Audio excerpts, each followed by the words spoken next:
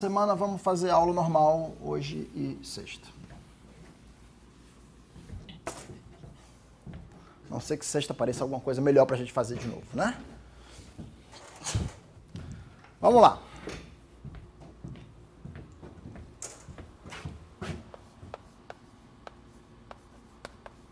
Aula 6. Vamos falar um pouquinho sobre interpolação.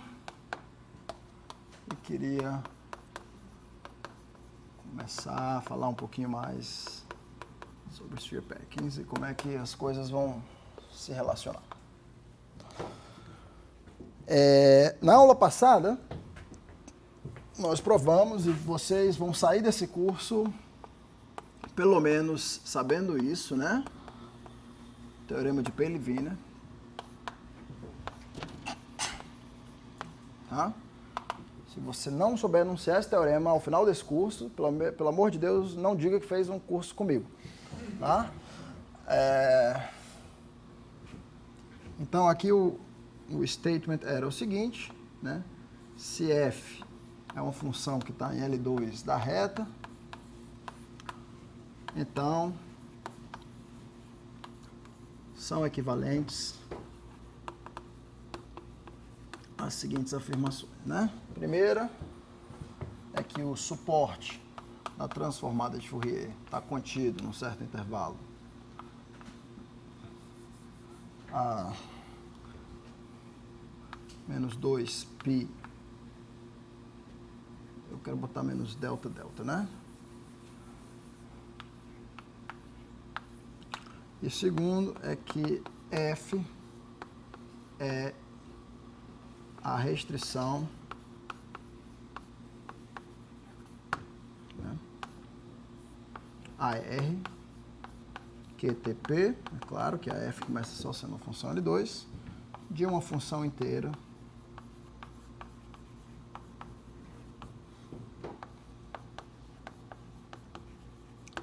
de tipo exponencial.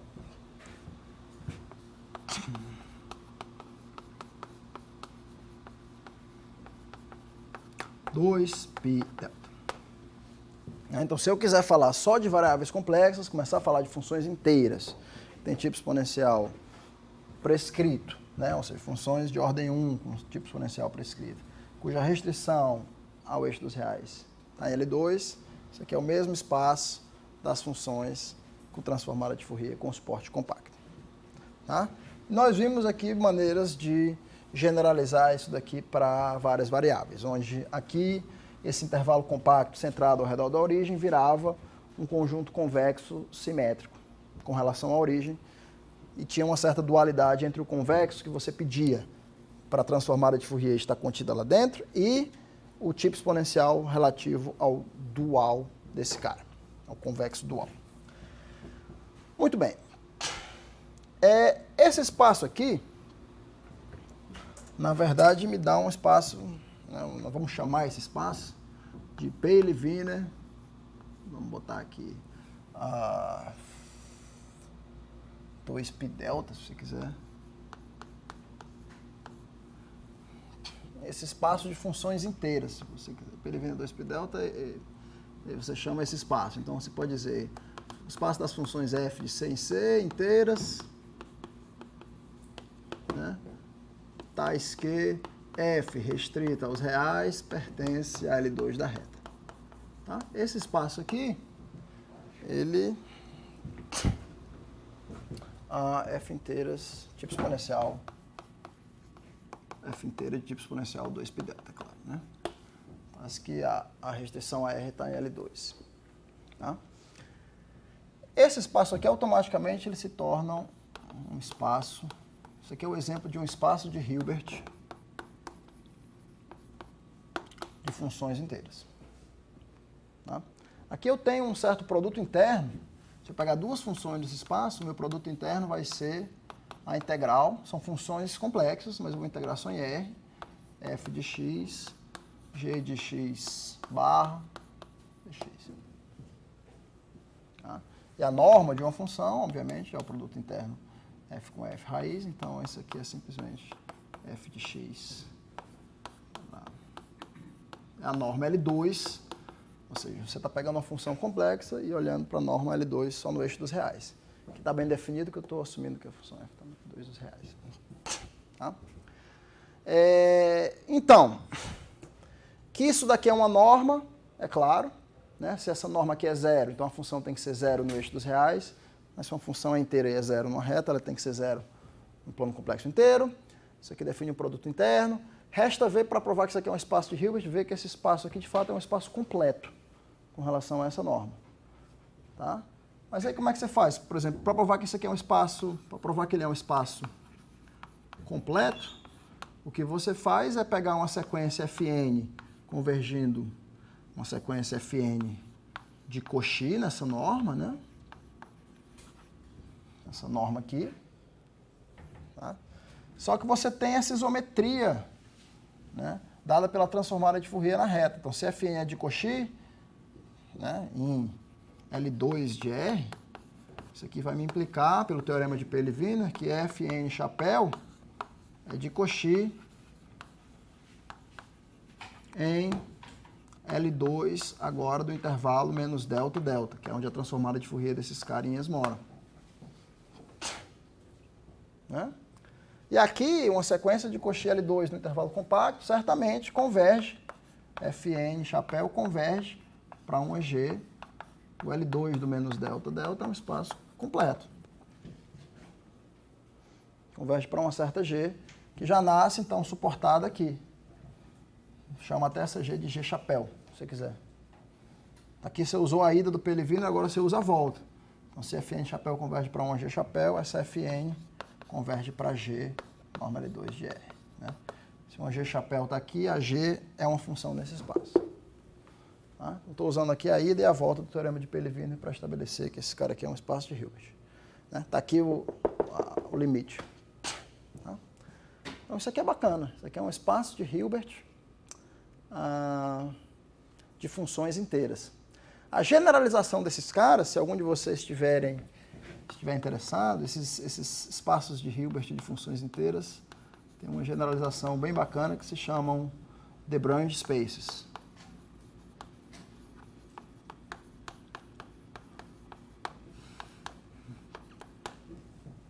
Se alguém tiver curiosidade, eu dei um curso de tópicos aqui que está gravado, acho que em 2013, se eu não me engano, sobre esses espaços de Lagrange, dos quais esse aqui é o mais simples. Né? São coisas que generalizam esse espaço de funções, esse espaço de Pelley-Wiener, mas sem falar na teoria da transformada de Fourier, só do ponto de vista de variável complexa mesmo. Tá? Então, vejam vídeos.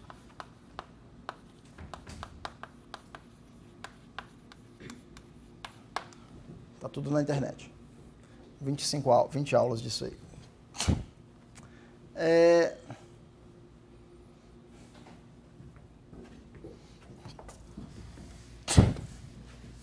Uma coisa que é bacana sobre esse espaço de Hilbert é que ele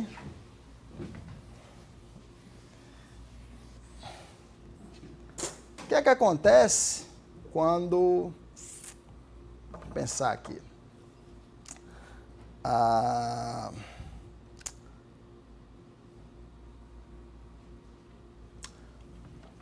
você toma, então vamos lá, olha que propriedade interessante, seja Z um ponto em C, tá? E eu quero considerar o mapa, esse mapa aqui que pega uma função f nesse espaço, Pelley-Wiener, vamos botar aqui de tamanho π, se você quiser, tanto faz, uma função f nesse espaço e manda no valor de f de z. Tá? Então, pegando uma função nesse espaço, eu estou avaliando no ponto z. Vamos botar ponto z0 aqui, se você quiser. Pontinho z0. Um funcional de avaliação. Tá? Eu sei que f estando nesse espaço, a minha f de z é a integral de menos meio até meio, pelo teorema de Pelley-Wiener, né, de f chapéu de t elevado a 2πi tz dt. Certo? Então, se eu especificar isso aqui no ponto z0, isso aqui vai valer. Isso aqui por Cauchy-Schwarz. Cauchy-Schwarz.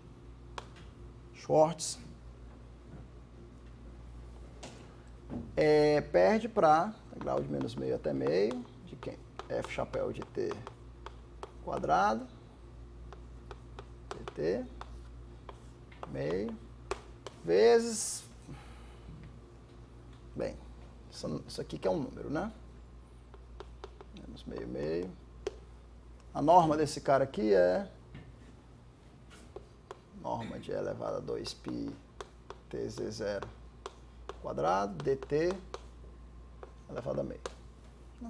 Isso aqui é uma certa constante, né? Vamos chamar uma constante que depende de z0, certo? Estou integrando, fixei z0, estou integrando t de menos meio, meio, isso aqui é um número. Moral da história é que isso daqui perde para essa constante, c de z0 vezes, que é isso daqui. A norma L2 da transformada de Fourier é a mesma norma de f nesse espaço de Hilbert, H, né? Vou botar nessa norma aqui desse espaço de Hilbert. H é a norma de F no PW, né?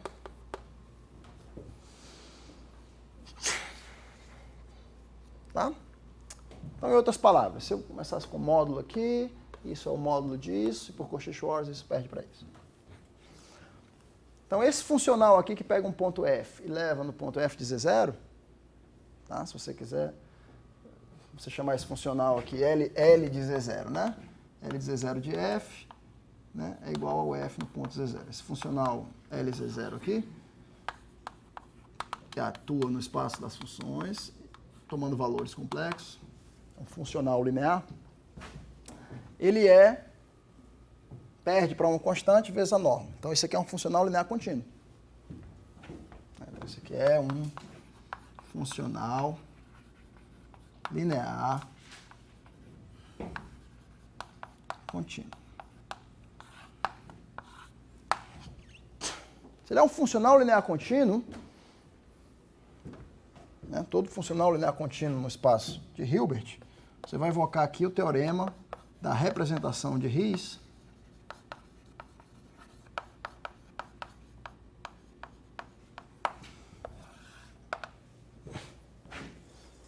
para dizer que todo funcional linear contínuo no espaço de Hilbert é dado pelo produto interno contra uma função daquele espaço, né? Então, aqui existe uma certa função K, que eu vou chamar K de Z, depende do ponto Z0, né? K de Z tal que F de Z, agora trocando Z0 por Z de novo, é igual ao produto interno de F com essa função K de Z. Que legal, né?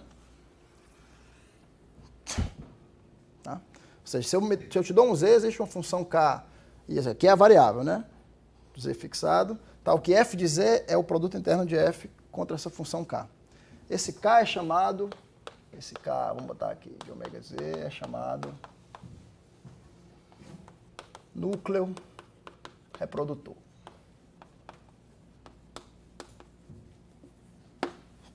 Do espaço. Né? Todo espaço de Hilbert, cujos funcionais de avaliação são contínuos, tem o núcleo reprodutor, essa função K.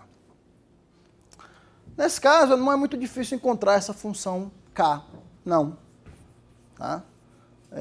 Vamos tentar fazer um exercício aqui para tentar encontrar ela. De fato, ela passa simplesmente por voltar pela inversão de Fourier. Né? Então, você tem que F de Z é igual a integral de menos meio até meio de F chapéu de T é elevado a 2π tz dt.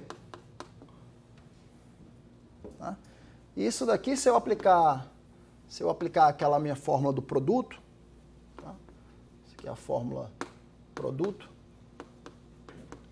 onde que eu vou parar? Eu vou parar aqui com a integral em R, menos infinito a infinito, de f de x, vezes a transformada de Fourier desse cidadão aqui.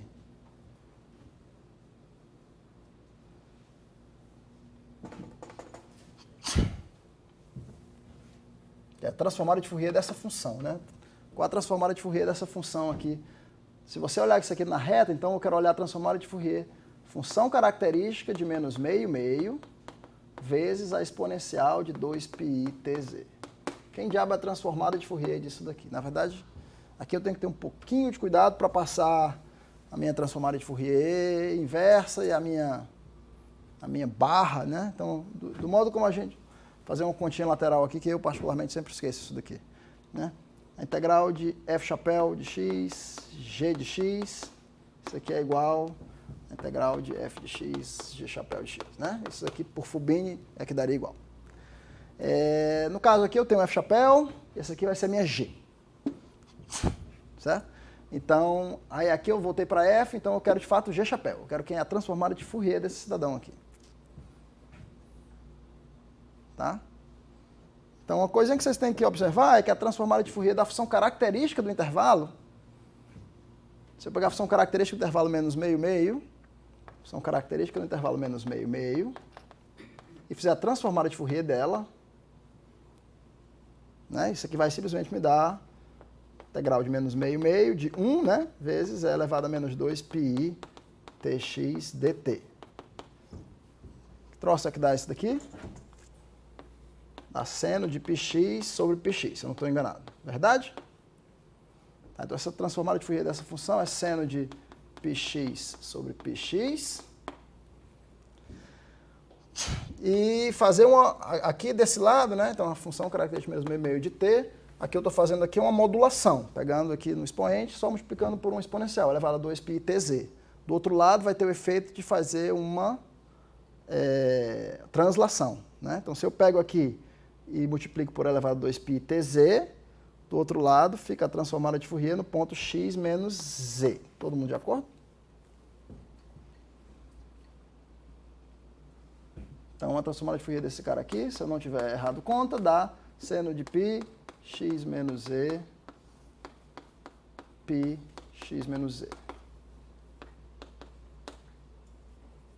Né? Só botar aqui, multiplicar por elevado a 2π tz aqui, e aqui vai aparecer t, menos t que multiplica x menos z. Então, essa transformada de Fourier desse cara, então isso aqui vai virar seno de π, x menos z, sobre π, x menos z. Tá? dx, x real.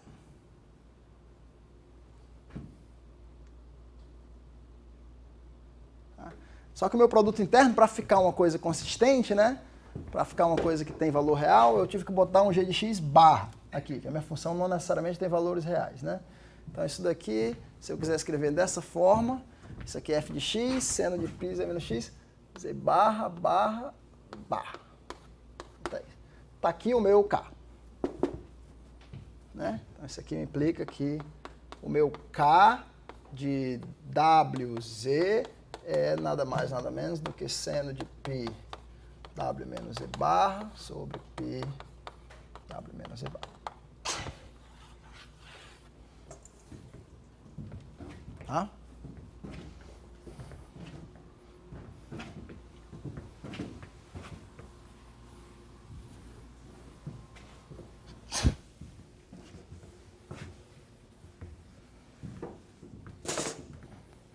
Essas funções aqui, na verdade, o que é interessante é que se você deixar o z variar só sobre os inteiros, tiver, por exemplo, aqui eu estou no Peliviner π. Se eu deixar o z variar sobre os inteiros, essas funções do núcleo reprodutor K pontinho n, onde n é inteiro, elas formam uma base ortogonal desse espaço de Hilbert. Isso aqui é interessante. Tá? Então, vamos falar um pouquinho agora sobre como é que você recupera a função dado alguns valores, interpolação. Né? A ideia agora é entender um pouquinho como é que alguns, se eu te der uma função, um certo espaço de funções, por exemplo, esse espaço aqui, tá? Como é que você, sabendo alguns valores da função, você consegue recuperar toda a informação necessária sobre a função. Tá? Então, de novo, trabalhando nesse espaço Peliviner de tipo π, né?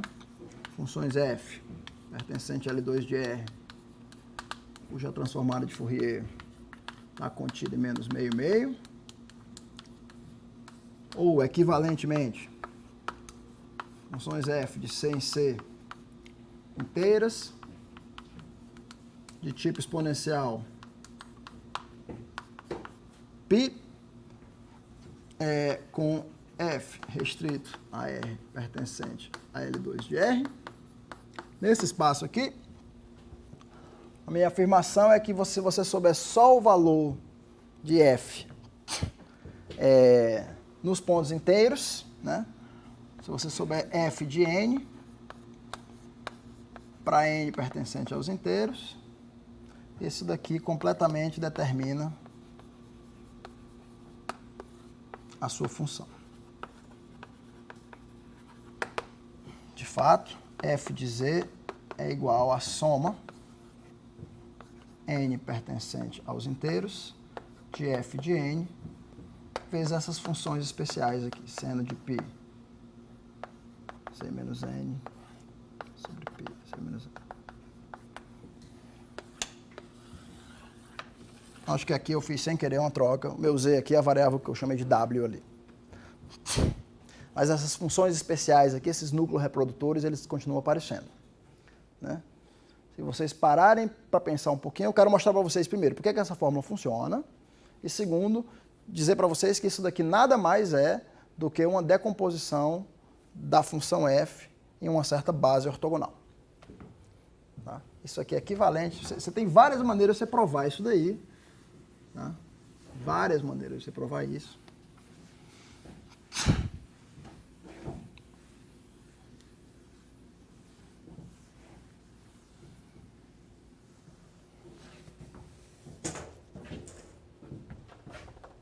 Né? Eu já mostrei para vocês. Então, por exemplo, vamos provar isso daqui. Nós já vimos que a norma L2 da F na reta era igual à norma da sua transformada de Fourier nesse intervalo unitário. Eu podia olhar para a transformada de Fourier agora como uma função periódica e pegar os coeficientes de Fourier dela e argumentar que isso daqui é igual aos f de n quadrado, porque os f de n são os coeficientes de Fourier dessa função f chapéu. Então isso aqui já me mostra, por exemplo, que a soma dos quadrados dos f de n é convergente. Tá? É igual aquilo ali. Isso aqui é aqui está a prova, mas isso aqui é um caso particular daquele teorema mais geral que eu mostrei para vocês do Polya-Plancherel. Se você pegar uma sequência de caras ecoespaçados, a soma dos quadrados dos caras sempre vai perder para um múltiplo da norma L2. Né? Mas nesse caso, por exemplo, se os f de n forem todos zero, se todos esses caras forem zero, tua função tem que ser a função zero. Né? Então, um modo de você ver isso daqui, por exemplo, você vê uma fórmula como essa, é você argumentar que essas funções aqui, essas funções k pontinho n, onde n pertence a z, aquelas funções que estão escritas ali, né? Isso aqui forma uma base ortogonal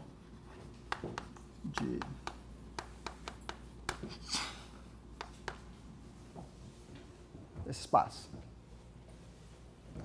Ou seja, essas funções aqui são seno de π menos n sobre π de pontinho menos n.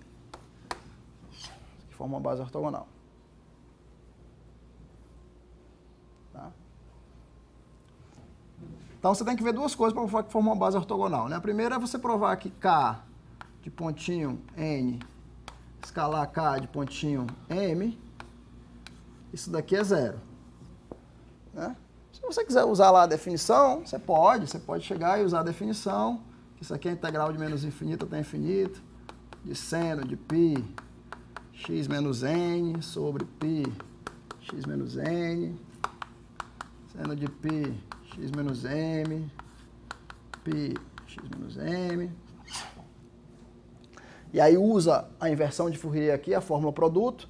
Se eu passar aqui para o produto do outro lado, vai ficar a integral de menos meio até meio, de E elevado a 2πi t n menos m dt. Porque a transformada de Fourier desse é elevado a 2π tn, transformada de Fourier desse daqui é elevada a 2π tn. Eu preciso de um barra aqui, né? X.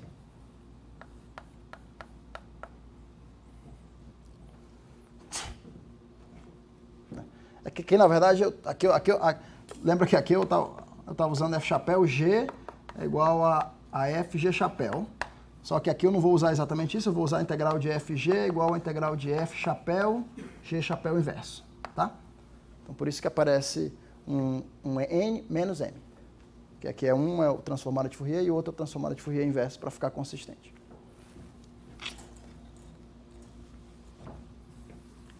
Isso daqui é claro que é o delta Mn, né? Ou seja, ela é 0 se o M for diferente de N e ela é 1 se o N for igual ao M. Isso aqui é uma das maneiras de ver. Tá? Aqui você usou a fórmula produto.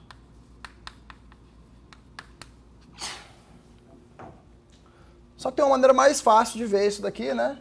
Que é você usar, uma vez que você já provou que esse cara aqui, K, é o chamado núcleo reprodutor, você usar essa propriedade bacana de núcleo que ele tem, né? Se eu pegar qualquer função e fizer o produto interno com K de alguém, vai dar o valor dessa função avaliado nesse ponto aqui. Tá? Então, se eu fizer o K, essa função, contra o K num certo parâmetro M, dá o valor dessa função aqui no ponto M. Então, isso aqui, por definição, dá o K de M, N. Pela propriedade núcleo reprodutor. Isso aqui eu sei que é seno de π M menos N sobre π M menos N, que eu sei também que é o delta de MM, né? Se o M for diferente de N, obviamente dá 0. Então, uma outra maneira de você ver. Mais fácil. Sem usar a transformada de Fourier aqui. Né? Então, isso aí, esses caras são ortogonais.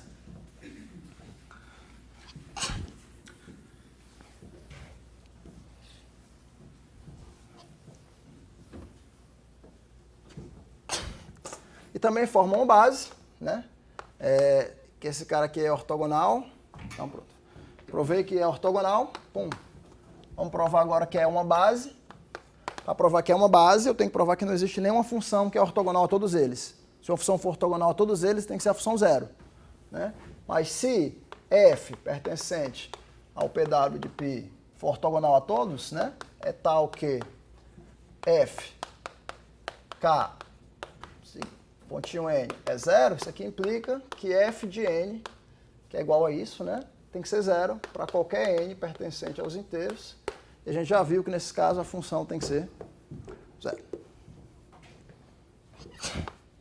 Isso aqui implica que a função tem que ser 0. Por estrela.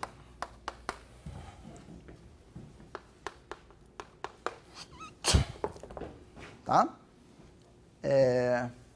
Então pronto. Então isso aqui é uma base ortogonal. E essa decomposição que eu estou te dando aqui, nada mais é a decomposição de uma função nessa base ortogonal. Quer ver? Na verdade, essa aqui é uma base ortonormal até, né? Já está normalizada para ser 1, então a decomposição básica me diz que f é igual a soma, onde n está nos inteiros, de f escalar essa base, vezes a base. Isso daqui dá soma, quando n está nos inteiros. F, produto escalar com esse vetor da base, dá o valor f de n vezes k. Pronto. E essa é a decomposição aqui. Tá?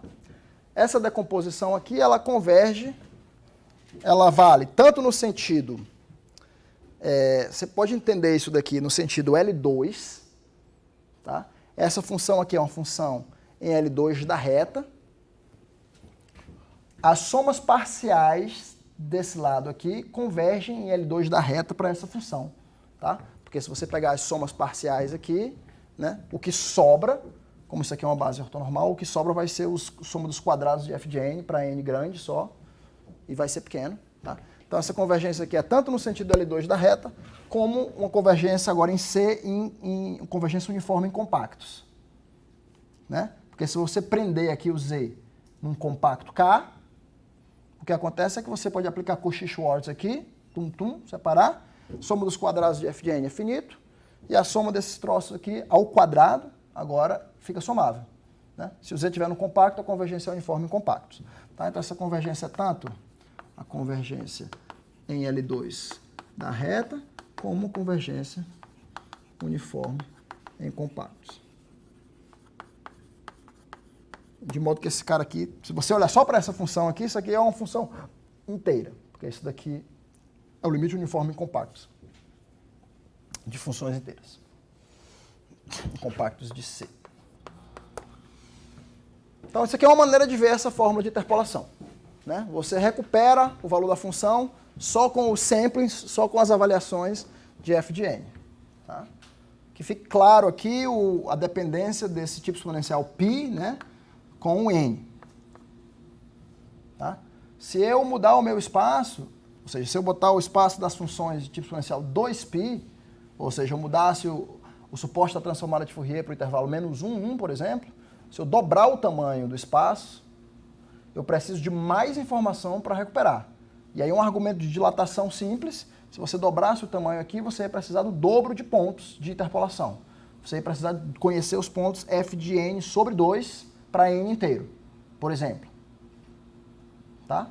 E não só o f de n, mas o f de n sobre 2. Esses caras e as metades deles. Os inteiros e os inteiros mais meio. O dobro dos pontos. Aí você recupera a mesma coisa. Tá bom?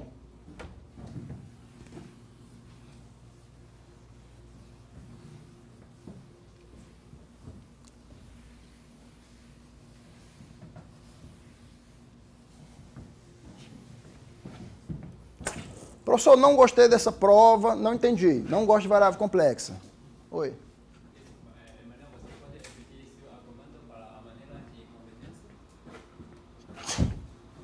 Essa convergência aqui, ela é uma convergência no espaço, né, no espaço de Hilbert, com essa norma L2 da reta, porque eu fiz uma decomposição ortogonal com respeito a essa norma. Tá? Então, essa convergência, ela naturalmente na norma do espaço. Mas se você olhar só para essa função do lado direito aqui, isso daqui também define uma função inteira.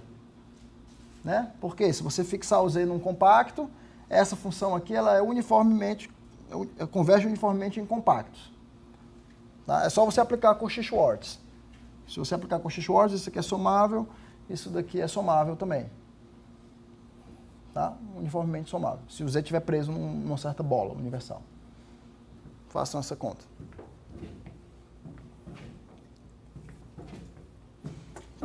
Como eu estava dizendo. Se você não tiver gostado dessa prova, você pode se dar ao luxo de fazer uma coisa diferente. Se você, professor, gosto mais só da transformada de Fourier, não tem problema. Você pode começar com essa função aqui, que você quer escrever, f de n, né? Com n de menos nzão até nzinho.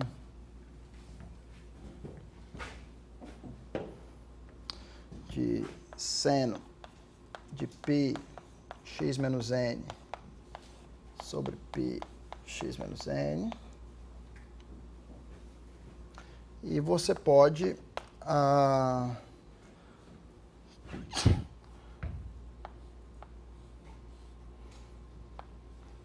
aqui dentro,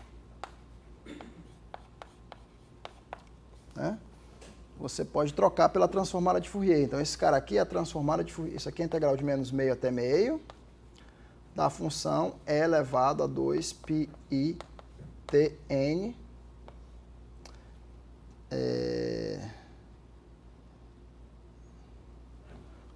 isso aqui, isso Z, né?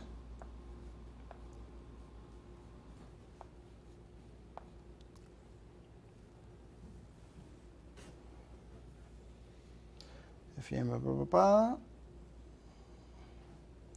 é isso que eu quero.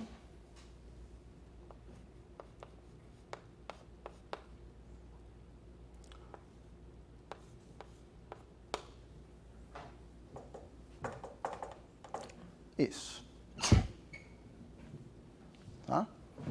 Então, isso aqui é verdade.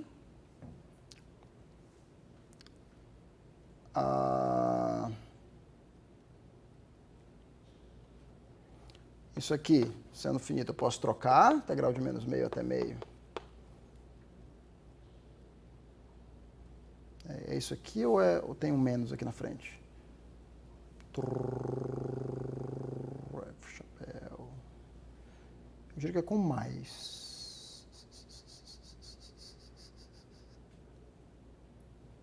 Tá certo isso, né? Tem um mais ou tem um menos aqui na frente?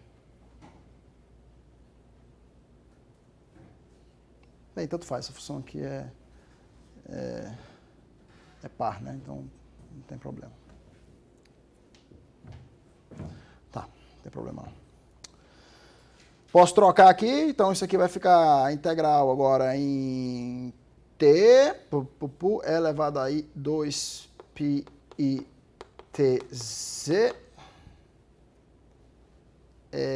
vezes a soma n de menos n até n de f de n elevado a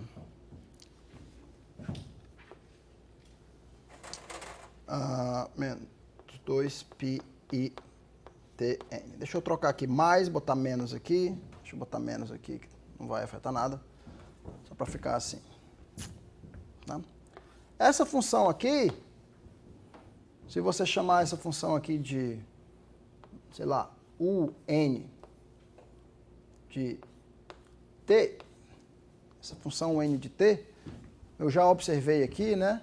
Se você olhar para essa função f chapéu, periodicamente, de menos meio até meio, olha só para essa função f chapéu, como uma função periódica de menos meio a meio, os coeficientes de Fourier dela são essa função f de n. Tá? Ou seja, se eu olhar para f chapéu de t, e tentar olhar para os coeficientes de Fourier inversos dela, né? Isso aqui é a integral de menos meio até meio, por definição, né? F chapéu de t, isso aqui no ponto n, tá? De e elevado a 2πi tn dt, e isso daqui é f de n. Tá? Então, o chapéu inverso dela é f de n. Se eu quisesse, então, recuperar minha função f chapéu de t, isso aqui seria somatório de f de n, chapéu inverso, aí seria aqui menos 2π t. Então deixa eu voltar aqui para como estava. Como estava aqui mesmo. Menos, aqui mais, aqui menos. Tá? Esses caras aqui são os coeficientes de Fourier dessa função. De modo que essa função, o n de t, tá? Então note que essa o n de t converge para f chapéu de t em L2 de menos meio meio.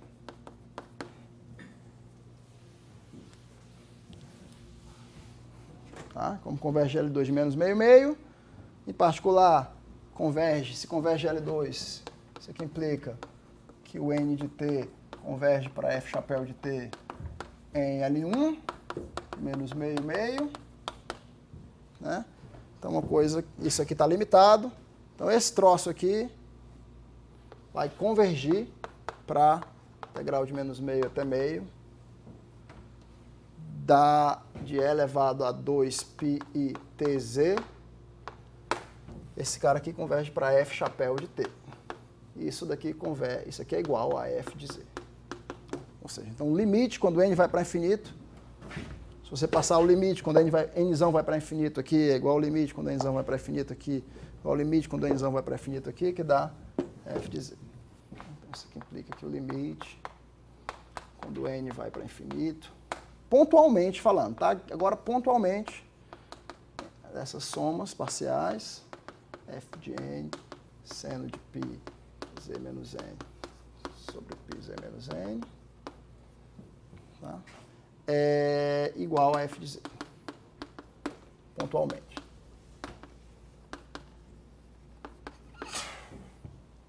Tá?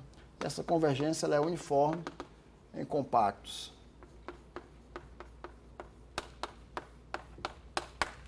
plano complexo. Tá? Então, está aqui uma prova direta só usando séries de Fourier, sem falar em núcleo reprodutor, em espaços de Hilbert e tudo. Tá? Duas maneiras diferentes de você ver. Espero ter convencido vocês de que se eu te der para uma função, se eu te der esses dois fatos juntos, né, que a função pertence a esse espaço, e te der o valor da função nos inteiros, você recupera a função. Se eu te der quase todos os inteiros, te der os inteiros menos um valor, você não recupera a função. Por quê? Porque isso aqui é uma base ortonormal. Tá? Então eu tenho que te dar os inteiros. Agora eu quero partir para uma... Todo mundo entendeu? Alguém tem alguma dúvida nisso daqui? Não? Muito bem.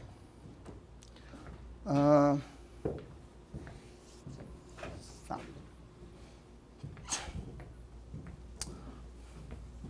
Quero partir agora para um momento onde eu vou fazer interpolação com derivadas.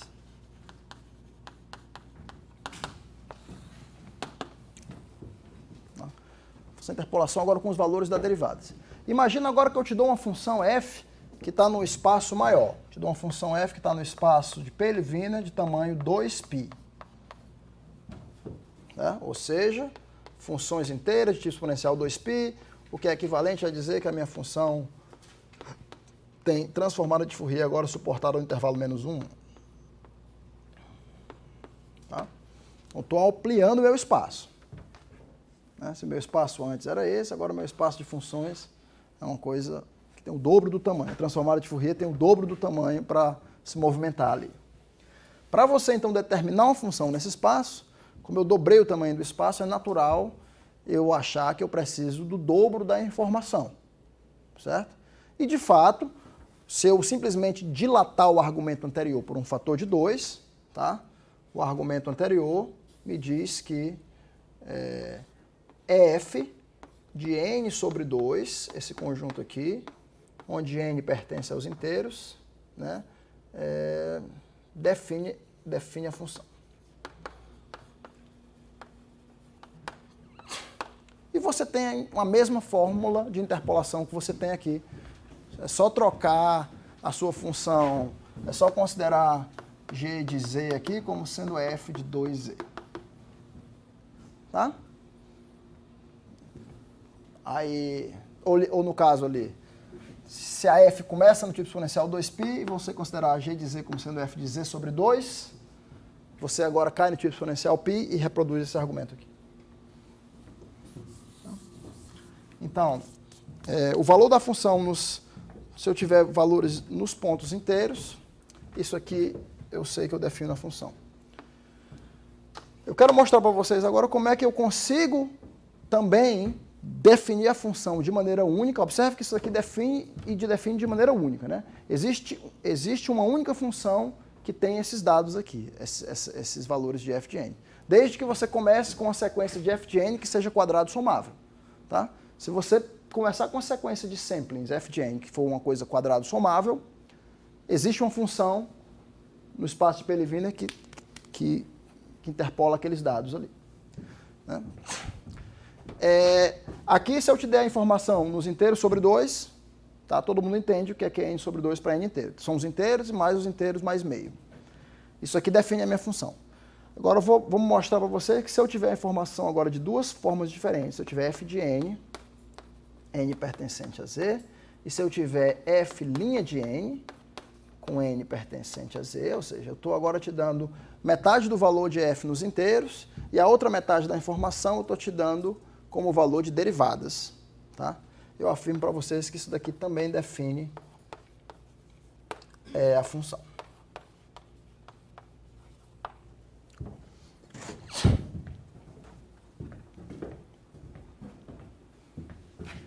Esse teorema aqui é chamado interpolação de Shannon-Whittaker. Se vocês algum dia virem esse nome na literatura, Shannon Interpolation, é exatamente isso daqui. Isso aqui é usado pelo pessoal de computação gráfica com outros nomes também, mas é a mesma coisa, eles chamam de filtros. Quando vocês virem esse nome, Shannon Interpolation, Shannon-Whittaker Interpolation, Convolution Filters, é tudo a mesma coisa, tudo isso aqui. Nomes diferentes. Diz, cara. Por exemplo, se você tem uma, para o caso de Pelevina 2π, se você tem uma associação que é sumable ao quadrado, né? Aqui? Abaixo. Aqui. Ali, quadrado sumable. Debaixo também, o tipo n quadrado é n quadrado, tipo assim. Também existe uma função inteira de tipo 2π. Nesse caso você falou, né? É isso que a gente vai provar, né? Se você pegar uma sequência qualquer, quadrado somável aqui, e aqui quadrado somável também, né? Porque pelo teorema de Euler-Plancherel diz que se existir uma função que satisfaz isso, a f' também é de tipo exponencial 2π e a restrição dela é integrável, né? Então essa sequência tem que ser quadrado somável também. Se você pegar qualquer sequência quadrado somável aqui e aqui, vai existir uma função tipo exponencial 2π que interpola esses dados, que tem esses dados aqui. E ela é única. Tá? E o teorema é esse. Isso daqui é uma coisa que eu acho que data de Berlin, Selberg, mas vocês vão ver depois, nunca foi escrito por eles, talvez, você vai ver pela primeira vez escrito num paper do Waller em 1985, que essencialmente me dá, né, que se f é uma função desse espaço Pelley-Wiener 2π, então f de z é igual a soma, vamos botar aqui, seno de πz sobre π ao quadrado, estou botando aqui para frente, né, soma n pertencente aos inteiros, f de n, z menos n quadrado, mais m pertencente aos inteiros, f' de m.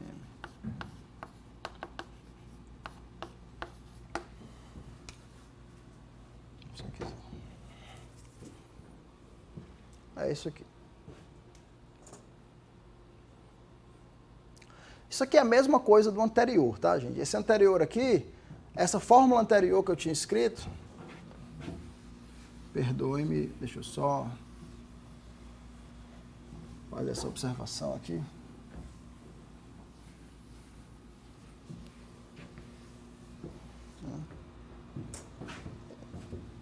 Na fórmula anterior você tinha, vou escrever uma coisa aqui e vou apagar. Na fórmula anterior você tinha um f de n, seno de π z menos n sobre π z menos n, né?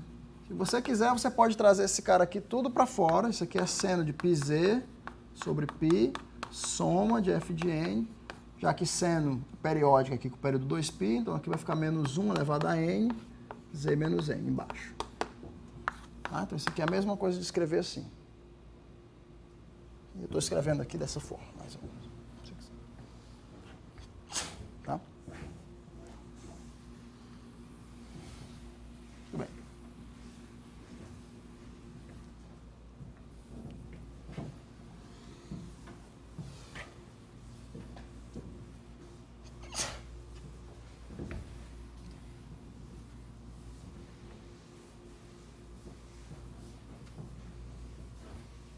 Para provar isso daqui, você tem que ser um pouquinho mais esperto. Tá? Vamos provar isso daqui. Né? Vamos ver aqui. Onde a convergência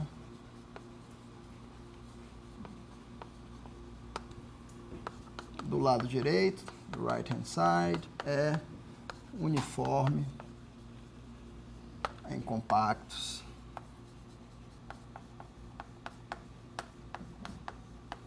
de C.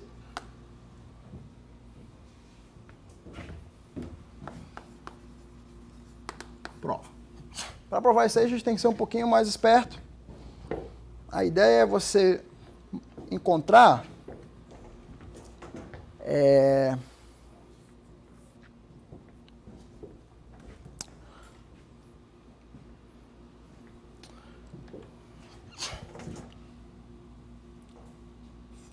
funções que tenham os coeficientes de Fourier, esses números aqui, f de n e f' de n. Tá? Então, uma ideia é você fazer isso. Como é que a gente faz aqui? Deixa eu começar escrevendo, então, f de x a... o que é que eu quero começar a escrever?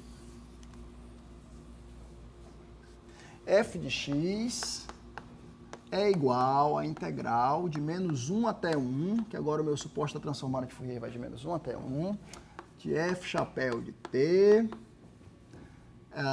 e elevado a 2πi tx dt. Não é? Muito legal. Muito legal. O que eu faço agora é transformar uma coisa aqui que tem período 2, tentar transformar isso daqui em período 1. Então, vou pegar isso daqui e vou reescrever como sendo a integral de 0 a 1 de f chapéu de t mais f chapéu de t menos 1 vezes e elevado a 2πi tx dt. Todo mundo concorda? Que eu peguei só um pedaço, e troquei t por t menos 1. Essa exponencial ficou a mesma porque o carinha ali é periódico, tem 2π, né? Muito bem. Então, vou definir essa função. Então, uma vez feito isso, defino essa função, se você quiser, o f de t como sendo f chapéu de t mais f chapéu de t menos 1. Define isso daí. Certo? Define isso daqui se o t estiver entre 0 e 1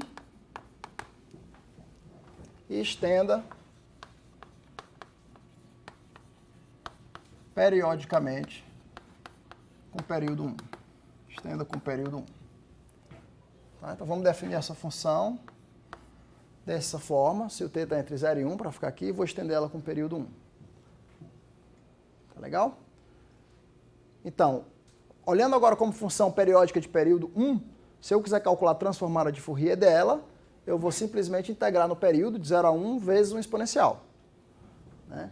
Então, isso aqui me implica que a expansão de Fourier dela, se você quiser f chapéu de essa minha função, o f de t, ela é a soma, os coeficientes de Fourier dela são, quando eu pegar o x aqui, igual a n. Né? Isso aqui é f de n, é elevado a menos 2πi n a t. Quando n está inteiros. Isso aqui é a série de Fourier dela. Fala, cara. Tem ali na translação f chapéu de t menos 1. Não fica o mesmo, né? Porque tem um x ali.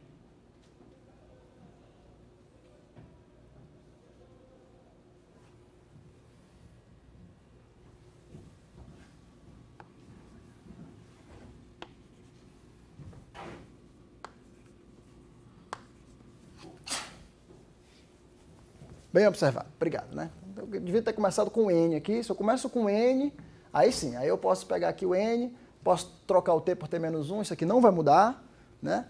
E agora sim, se eu olhar para essa função como função periódica de período 1, se eu quiser o coeficiente de Fourier dela batendo contra essa exponencial aqui, vai dar f de n. Quer dizer, então, que a expansão dessa função aqui, como série de Fourier de período 1, está aqui o coeficiente de Fourier, está aqui a exponencial com o sinal contrário dessa, tá? Então, essa é a expansão dessa função em série de Fourier. Convergência aqui, por exemplo, em L2. Muito bem. Obrigado, Andrés. Vamos fazer a mesma coisa para a derivada, né? Então, quero encontrar a função, eu quero encontrar a função que está desse lado aqui, que vai ser isso daqui, do lado direito. F' de n vezes essa exponencial. Tá? Do mesmo jeito que eu encontrei qual era a função que tinha o expoente, a transformada de Fourier f de n aqui. Tá? Para a derivada, você começa, então, com, sei lá, f de x. Eu sempre tenho que fazer a conta desde o começo. Menos 1 até 1. F chapéu de t elevado a 2π tx dt. Eu derivo aqui. F' de x, então, dá 2π t aqui na frente. Então, dá 2π t menos 1. Integral de menos 1 até 1. De 2πi t f chapéu de t elevado a 2π tx dt. Vou derivar em relação a x, tá legal? Agora deixa eu especializar no n. Se eu botar o x igual a n, aqui fica n, aqui fica n, aqui fica n. De novo, deixa eu trocar essa integral de menos 1 para uma integral agora de 0 até 1. Então, aqui fica 2πi tf chapéu de t. E o outro pedaço virou t menos 1, mais t menos 1, f chapéu de t menos 1, de e elevado a 2πi t. Defino essa função aqui como sendo v f de t, 2πi tf chapéu de t mais t menos 1, f chapéu de t menos 1, se o 0 menor ou igual que t menor do que 1, e estendo com o período 1, tá? Daqui, então, eu tenho que essa função periódica de período 1, coeficiente de Fourier é f' de n. Isso aqui implica que Vf de t é a soma, quando n pertence às inteiras, de f' de n é elevado a menos 2πi nt.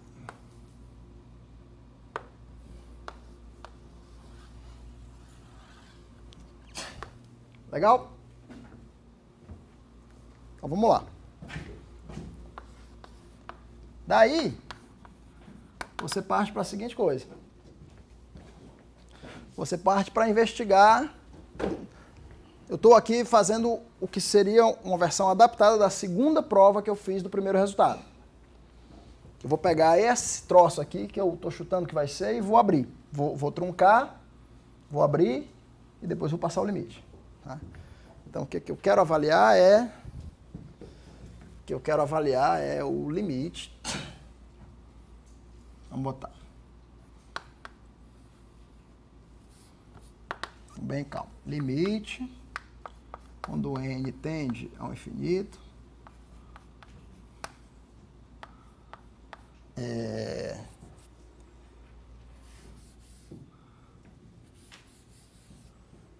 que é que eu quero aqui?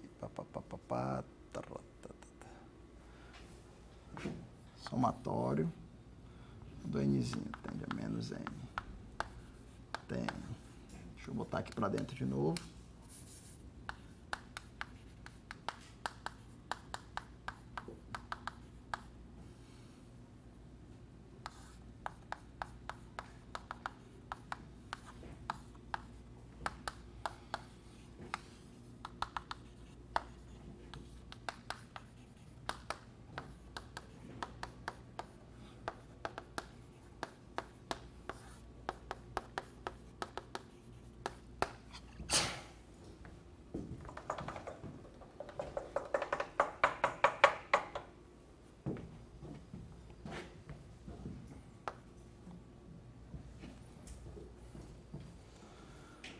Vamos ver onde é que eu vou parar.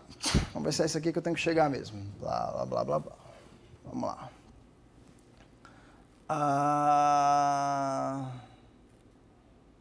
Tá.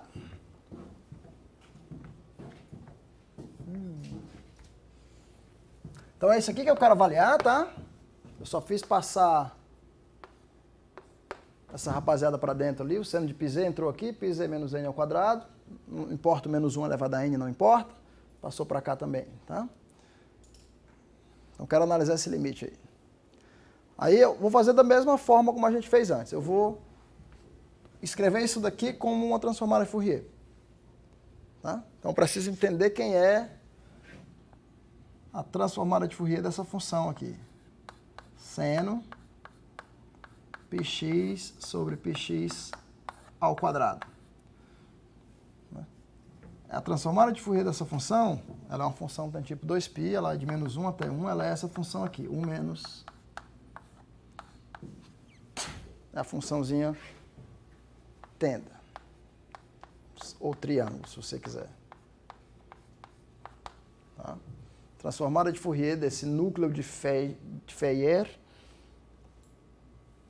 é essa funçãozinha que é assim, vai de menos 1 até 1, o suporte dela é compacto aqui, faz um triângulo. Sabendo isso,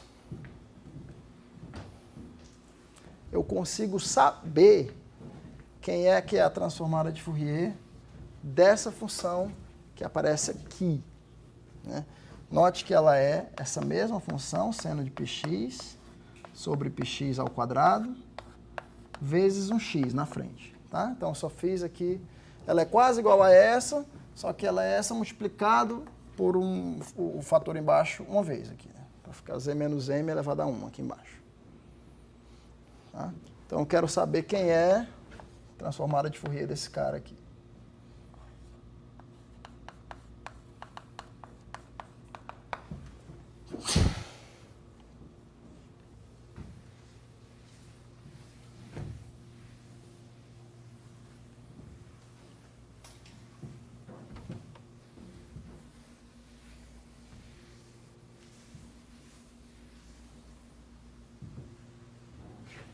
Ora, de modo geral, né, se eu tenho uma função g de x, g chapéu de t, que é integral de g de x é elevado a menos 2 pi xt d x, quando eu derivar com relação a t, né, g chapéu de t, linha, dá igual a menos 2 pi x g de x é elevado a menos 2 pi xt dx. Ou seja, se eu começo com essa função aqui, então vamos lá, g chapéu linha de t sobre menos 2 pi é a integral de x, g de x é elevado a menos 2 pi xt. Isso aqui é só um cálculo formal, né, por enquanto, mas a transformada de Fourier dessa função aqui, x vezes g de x, é g chapéu linha dividido por menos 2 pi, né? E é isso que eu quero encontrar quem é, bem, essa função aqui é a transformada de Fourier dessa, eu quero encontrar quem é a transformada de Fourier de x vezes essa função. Então, ela é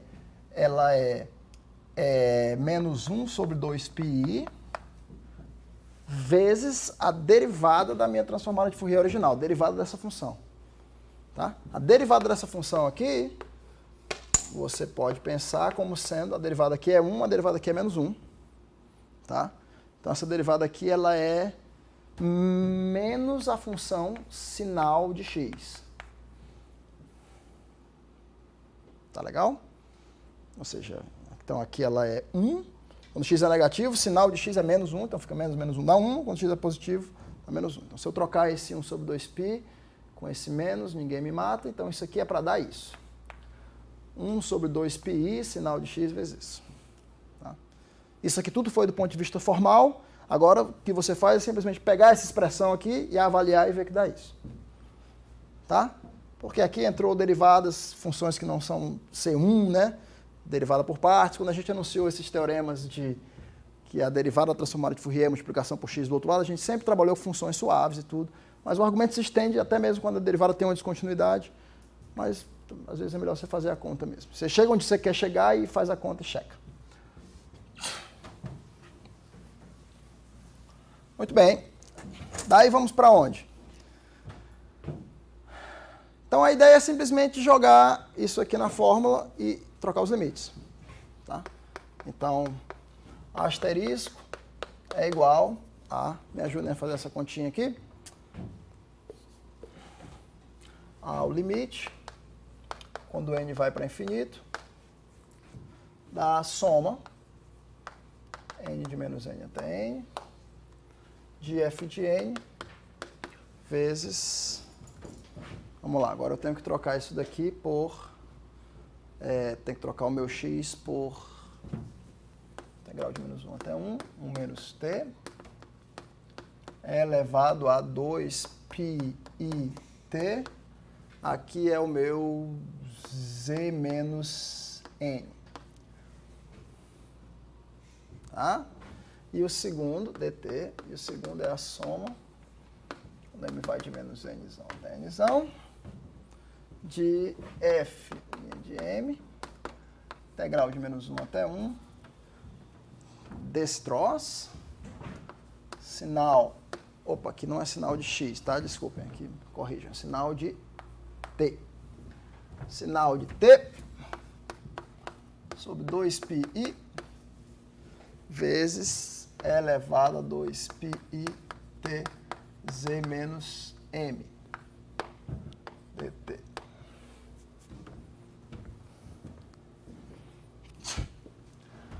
Troco, limite, quando n vai para infinito. Troco o integral com soma. Isso aqui fica a integral de menos 1 até 1. Muito bem. Menos 1 até 1. De 1 menos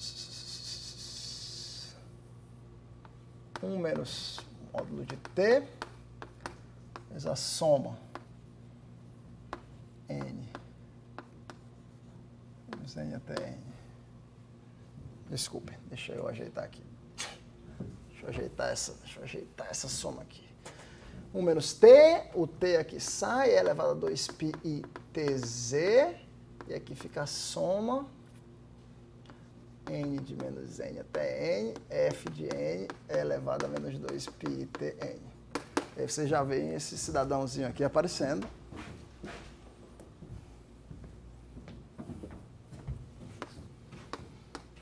Isso aqui tudo dt, mais mesma coisa, menos 1 até 1, e aqui eu fico com um sinal de t sobre 2πi, é elevado a 2πi tz, vezes a soma, menos n até n, de f m, é elevado a menos 2πi tm. Tá? A diferença dessa soma aqui para essa é simplesmente que aqui eu estou somando, aqui é a série sobre todos os inteiros, a série de Fourier sobre todos os inteiros. Aqui é uma soma parcial, de menos n até n. Tá? Só que isso aqui no limite é quanto, né? Então isso aqui tende de maneira L2 para quem? Para essa função aqui. Né? E isso daqui tende de maneira L2 para aquela função ali.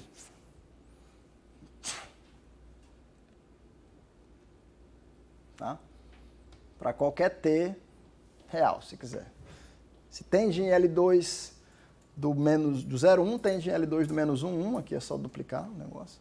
Tende em L1, então o limite desse negócio aqui nada mais é do que a integral de menos 1 até 1. Você pode passar o limite, que isso aqui converge L2 para aquilo ali, se converge L2, converge L1, isso aqui está tudo limitado. Então isso aqui converge para, essa função converge para que eu chamei de UF, então isso aqui dá 1 menos t, UF de t. Isso daqui converge para a função que eu chamei de VF, então isso aqui dá mais sinal de t sobre 2πi, a função que eu chamei de VF de t. Tudo isso vezes E elevado a 2πi tz dt. Tá? E agora é só questão de você checar que isso daqui é igual a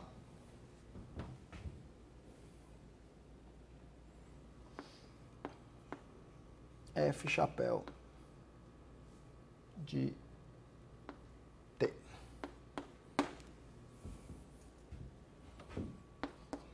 Para menos 1 menor ou igual que T menor ou igual que 1. Porque se isso aqui que está dentro do parênteses for igual a F chapéu de T, isso daqui vai virar, então, F de Z, né? Integral de menos 1 até 1 F chapéu de T vezes isso dá F de Z. Tá? Para checar que isso aqui é F de T, para T entre menos 1 e 1, lembra que essas funções UF e VF a gente definiu para T entre 0 e 1 e depois de maneira periódica. Então você faz isso aqui em 2 passos, né? Se o T estiver entre 0 e 1, você usa a própria definição, né? De VF e UF. Então, se T estiver entre 0 e 1, aqui fica 1 menos T vezes UF. UF dá F chapéu de T mais F chapéu de T menos 1. Mais, sinal de T é positivo, dá 1 sobre 2πi vezes VF. VF está em algum lugar, está ali. VF tem um 2π aqui em cima, vezes T, F chapéu de T, mais t menos 1, f chapéu de t menos 1. Né? Cancela 2pi. Menos tf de t vai cancelar com esse tf de t aqui. E t menos 1, f de t menos 1, cancela com esse t menos 1, f de t menos 1. Sobra só o 1 vezes f chapéu de t. É isso. Né? E a checagem para menos 1 menor ou igual do que t menor do que 0 é análogo. Tem que fazer a conta agora. O t vai ser negativo, isso aqui vai virar menos t. Tá, faz a conta e checa. E assim que é a prova. Tá legal? Então pronto, agora vocês sabem que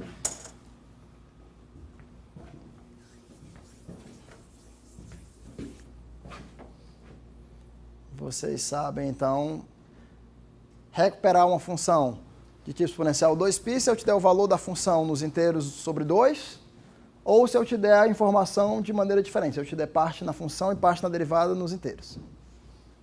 Né?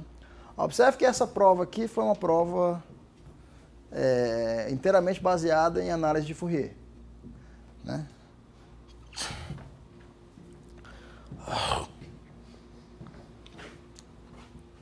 Quando você faz isso nesses espaços de Debrange, que generalizam esses espaços de Pelley-Wiener, agora do ponto de vista de variável complexa, você perde a transformada de Fourier. Você tem que ver isso só do ponto de vista de variável complexa.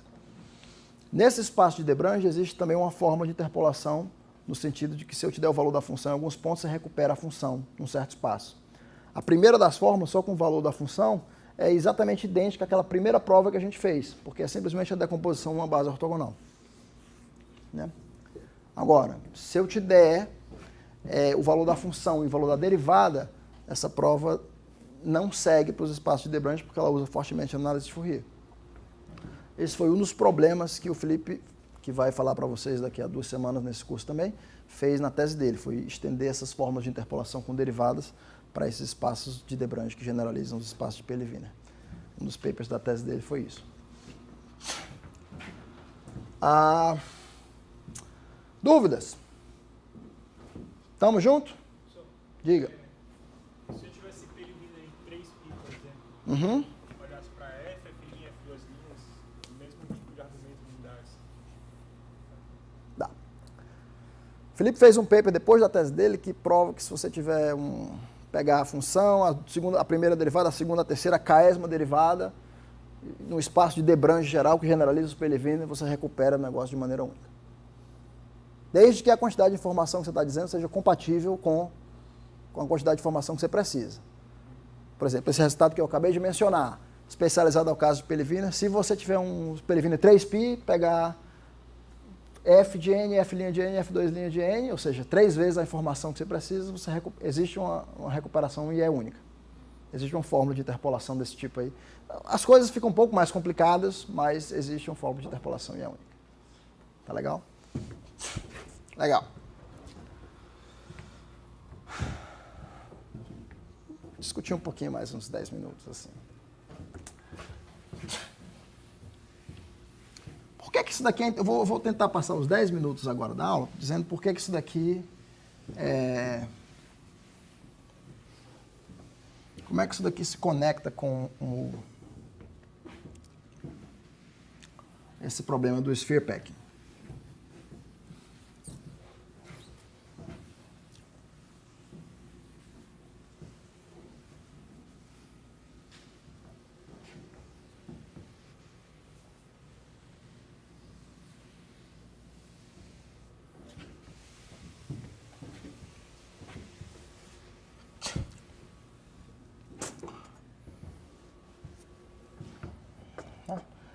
Sendo um pouquinho vago, eu só quero comentar um pouquinho, antecipar um pouquinho do que eu vou falar na próxima aula. Sendo um pouquinho vago, né? Se você está trabalhando em uma certa dimensão RD, o que vai acontecer é que você vai tentar cobrir o espaço por esferas. Tá? A densidade do espaço que você vai cobrir, isso daqui é o delta, digamos, isso aqui é a porção do espaço e você cobre.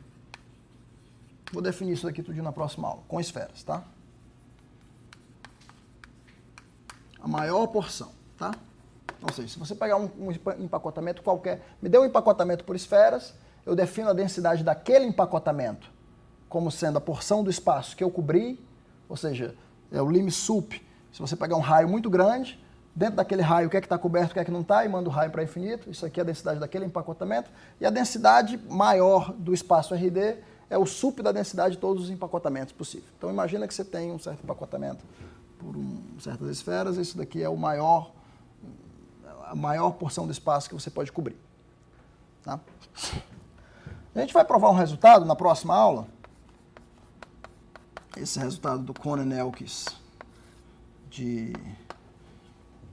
simultaneamente encontrado pelo Gorbachev por volta de 2000, 2001, certo? Que essencialmente me diz o seguinte: olha, me dê uma função f, uma função suave, f de RD em R, uma função suave, com algumas propriedades de decaimento. Vamos dizer que f e f chapéu decaem mais rápido do que 1 sobre x elevado a d, 1 sobre x elevado a d mais epsilon, tá? Tal que com as seguintes propriedades: f de 0 igual a f chapéu de 0. Aqui eu posso botar igual a 1. F chapéu transformada de Fourier positiva. E a minha função f negativa fora de uma bola de raio R. Tá? Toda vez que você construir uma função assim, uma função f chapéu não negativa, obviamente a transformada de Fourier no ponto zero vai ser positiva, né, porque é a integral da f chapéu. E aí, mas eu quero forçar minha função a eventualmente ficar negativa. Vamos dizer que essa daqui é a sua f. Ela começou no 0, ela 1, e a partir de um certo raio ela ficou negativa. Tá?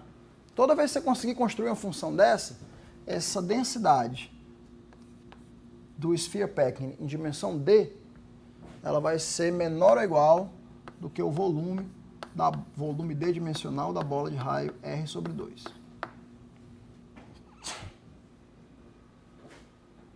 Certo? Esse aqui é o teorema que a gente vai provar na próxima aula.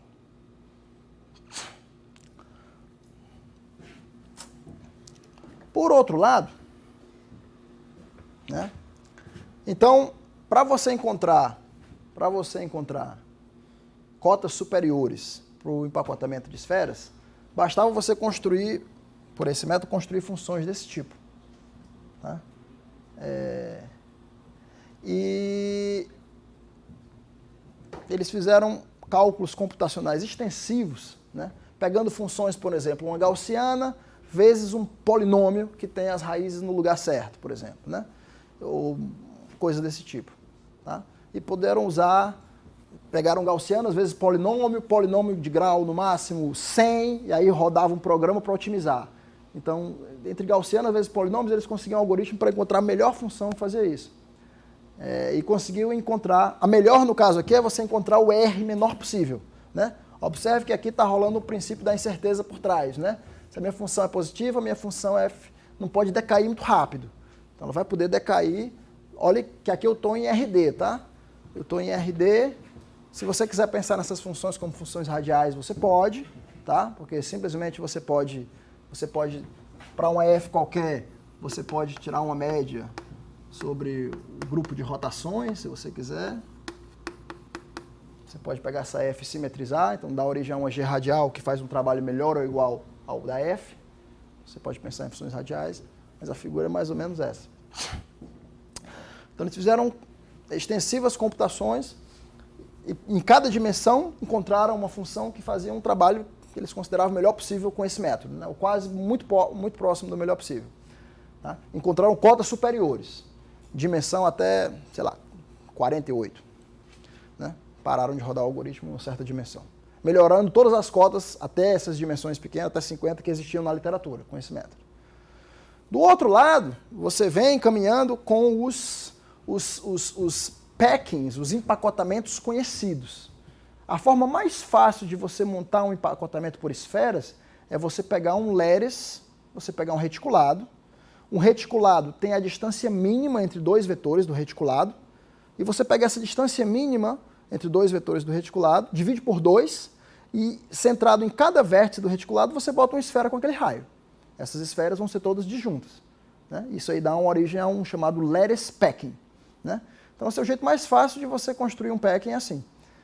E essas cotas superiores que eles encontraram, e os lattice packings conhecidos, eles observaram que as cotas chegavam muito perto em duas dimensões especiais. Esse problema aqui, em duas dimensões especiais, em D igual a 8, em dimensão igual a 24. Que tem dois lattices especiais, esse E8 lattice em dimensão 8 e esse Leech lattice em dimensão 24, que são lattices que dá para botar as mãos nele, dá para botar as esferas ao redor dos centros e calcular o volume. E eles chegavam com uma função que isso daqui dava quase uma igualdade, mas quase mesmo. Né? Primeiro paper que eles fizeram, a diferença desse fator aqui por esse dava da ordem de 10 a menos 7. Assim, quando você... A diferença não, se você fizesse a divisão, esse por esse, dava 1,000001. Ou seja, eles estavam fazendo uma função. Se você encontrar uma função desse tipo, tal que isso daqui dá igual a isso, você então resolveu o problema, porque você conseguiu um lattice que é menor ou igual que isso, mas todos os lattices têm que ser menor ou igual que isso, você conseguiu um lattice extremal. Tá? Então o objetivo é você encontrar um lattice e uma função tal que isso aqui se encontrem, se é possível, né? Se esse método for dar uma solução. Então nessas dimensões aqui, no primeiro paper que eles escreveram em 2001, para esses dois lattices e as funções que eles encontravam, que eram gaussianas vezes polinômios, esse quociente dava 1,0001, 10 a menos 7. Depois eles refinaram isso, refinaram em uma série de papers. Para vocês terem uma ideia, eles já tinham provado que a densidade desses dois lattices aqui, quando você dividia, eles encontravam funções, tal que você dividia, dava 1,0001 com 50 zeros. O poder computacional era tão grande que eles estavam perto da resposta por um fator de 10 a menos 50. Tá? Então, realmente, a solução desse problema é uma coisa conceitual. Ninguém duvidava mais que esses lattices aqui eram os melhores possíveis, geravam os melhores empacotamentos por esfera. Mas o objetivo de você construir essas funções que realizam isso é uma coisa conceitual, de você realmente provar que aquele 10 a menos 50 ali, de fato, é zero. Você pode chegar a virar zero. Então, esse aqui é o breakthrough da Marina Vyazovsky ao construir essas funções extremais. Né? Candidata à medalha Fields, já pensou? Se o senhor já tiver falado isso, mas o que é empacotar? O que o senhor quer empacotar? Eu quero botar esferas no espaço, esferas disjuntas, de modo a cobrir a maior porção do espaço. Isso é um empacotamento por esferas. Imagina você botando laranjas uma em cima da outra. Como é que você bota uma laranja para cobrir o espaço? Né? Os vendedores de frutinhas, eles arrumam as laranjas de uma forma bem organizada. Eles botam o empacotamento 3D. O empacotamento no plano, né? Como é que você cobre o plano com círculos? É provado, vou falar um pouquinho disso, que a melhor forma de cobrir o plano com círculos é como as abelhas fazem. Você pegar e fazer hexágonozinhos, né? Em vez de fazer outras figuras com círculos, né? Mas você fazer... Tá? Então esse é o problema do Sphere Packing. Oi?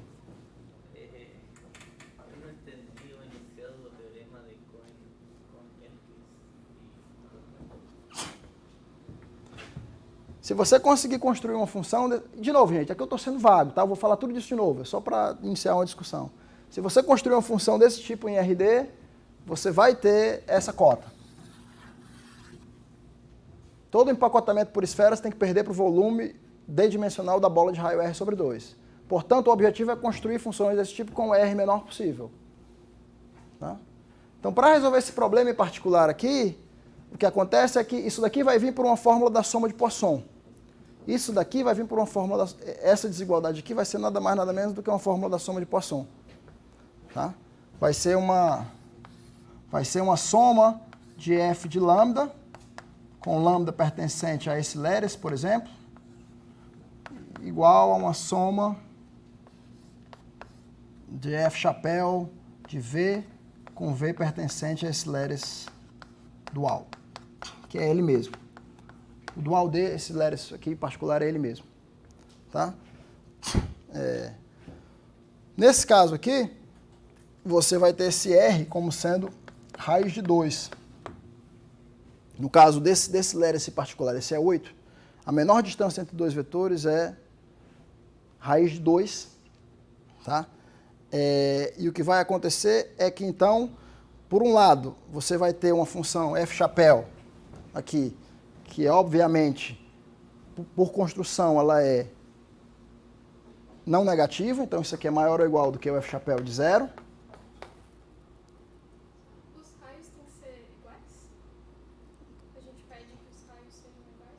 Raios iguais, esferas de mesmo raio, tá? Pode ser o raio que você quiser, essa quantidade é invariante por dilatação. Tá? Porque senão não faria sentido, senão você cobra o espaço todo. Né? Tá? Então, você pegar um f chapéu que é maior ou igual que um f chapéu de 0, que a função aqui é não negativa, e desse lado aqui, isso daqui, por outro lado, é uma soma. Se você pegar, vai ter o f de 0, que é positivo, mas todos os outros vão ser negativos quando você avaliar nesses Leres points aqui, porque vão estar à direita do raiz de 2. Então, isso aqui certamente vai ter que o f de 0 vai ser maior ou igual que isso. Isso daqui é 1 e isso daqui é 1. Então, aqui você tem uma cadeia de coisas que tem que acontecer a igualdade. E aí, para acontecer a igualdade, você tem que ter funções que tenham esse comportamento aqui. Uma coisa que a gente vai ver na outra aula é que os comprimentos desses vetores lambda, né? Os comprimentos dos vetores lambda com esse vetor pertencente a esse Leres, por exemplo, esse conjunto, nada mais é do que o conjunto raiz de 2, raiz de 4, raiz de 6, raiz de 2k. Tá? Então, para essa cadeia de desigualdades ser de fato uma igualdade, você vai precisar construir funções, uma construção de uma função em R8 aqui, uma função radial em R8, que faça isso, cuja transformada de Fourier seja assim, ó. Nesses pontos aqui, raiz de 2, raiz de 4, raiz de 6, aqui ser 1. Essa aqui vai ter que ser a f chapéu, e a f vai ter que ser uma função assim. Vai ter que ser um aqui, aqui vai cruzar no raiz de 2, aqui raiz de 4, raiz de 6. Ou seja, ela vai ter que ser 0. Todas essas caras aqui, f de lambda, com lambda nesse Leres, e f chapéu de v, com v nesse Leres aqui, vão ter que ser 0 nesses pontos. Tá? E elas têm aqui um certo sinal. Né? Tá? Então fica claro que, por dois motivos, por que eu não posso usar funções de banda limitada? Eu poderia pegar a função e dizer, olha, minha função de fato vai chegar no momento aqui. O desafio era construir funções com esse comportamento. Né? A primeira ideia que você pode pensar, eu vou tentar fazer uma função de banda limitada. Tentar fazer uma função cuja transformada de Fourier, por exemplo, f ou f chapéu, simetria, aqui tem suporte compacto. Que na verdade a figura não é assim, em algum momento ela vai virar 0 e vai ficar. Beleza. Né? Se eu quisesse fazer isso, né, a teoria mais fácil para fazer com funções de banda limitada, onde eu sei todas as fórmulas de interpolação bem direitinho, não funciona. Por quê? Porque se essa função tem um certo suporte limitado, essa função aqui seria uma função inteira de tipo exponencial e particular de ordem 1. Só que ela vai ter zeros aqui, ela teria 0 nos pontos raiz de n, raiz de 2n. E uma função inteira de ordem 1 não pode ter zeros nos pontos raiz de n. Né? Porque os quadrados desses caras, o inverso dos quadrados não é somável. Tá? Então, os zeros não podem ser densos como esses caras aqui. Então, elimina a sua primeira tentativa básica de fazer com funções de banda limitada. Você tem que buscar outras alternativas. Tá? Esses caras que resolveram isso, provaram um teorema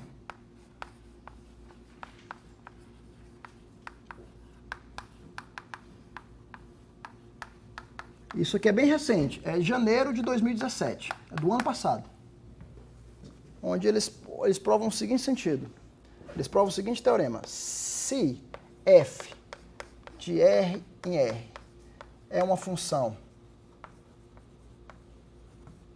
par na classe de Schwartz,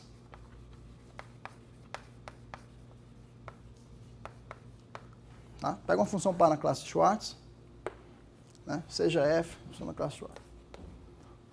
Né? Existem, né, funções, vou chamar aqui an de x e bn de x, com n pertencente aos n maior ou igual que zero, se quiser.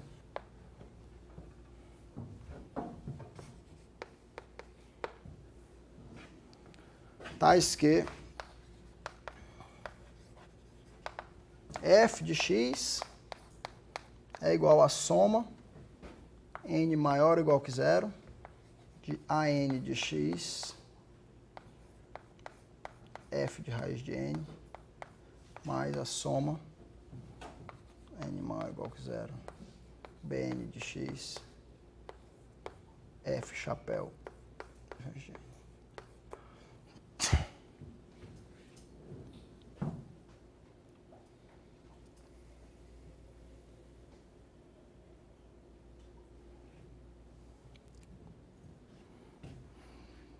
Tá? Ou seja,